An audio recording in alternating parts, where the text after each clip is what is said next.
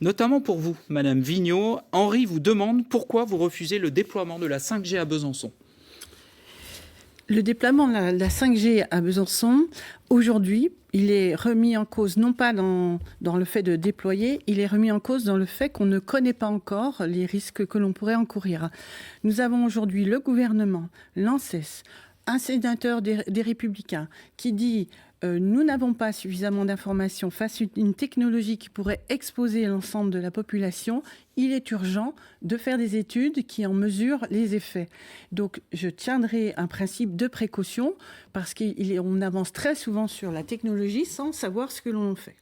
Stéphane vous dit, Madame Vignaud, par excès de prudence envers le progrès, ne risque-t-on pas de voir les entreprises s'implanter ailleurs ?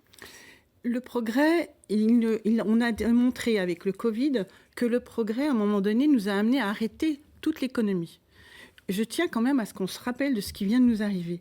À force de dériver en matière d'écologie, on a vu se développer une crise majeure qui a été une crise sanitaire. Et cette crise sanitaire nous a amené à une crise économique.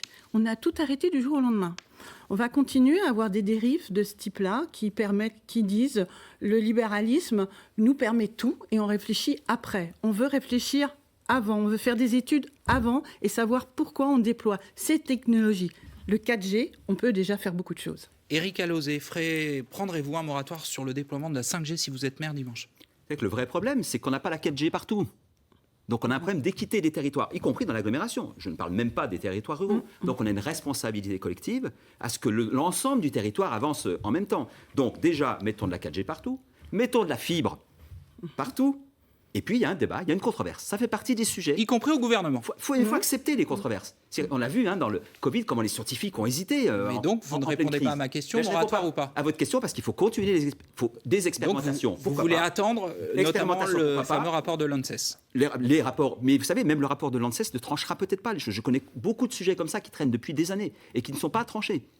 Voilà, donc prudence. Mais 4G partout, fibre partout, déjà. Ludovic Fagot, le principe de précaution. Vous le balayez d'un revers de main ?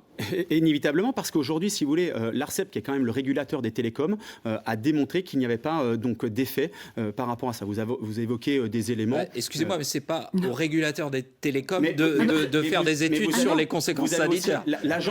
Vous avez l'agence des fréquences aussi, il y a quand même plusieurs organismes, l'agence des fréquences, l'ANFR, qui l'a quand même évoqué par rapport à cela. Moi, aujourd'hui, si vous voulez, les décroissants, et Madame Vignaud, qui est dans cette décroissance, ils veulent vraiment limiter les libertés des uns et des autres. Nous, on est pour l'innovation, on est pour le progrès. Et aujourd'hui, oui, vous avez raison, Monsieur Alauzet, il faut déployer davantage la fibre avec des problèmes quand même techniques d'infrastructure au centre-ville, mais aussi il faut porter sur la 4G et la 5G.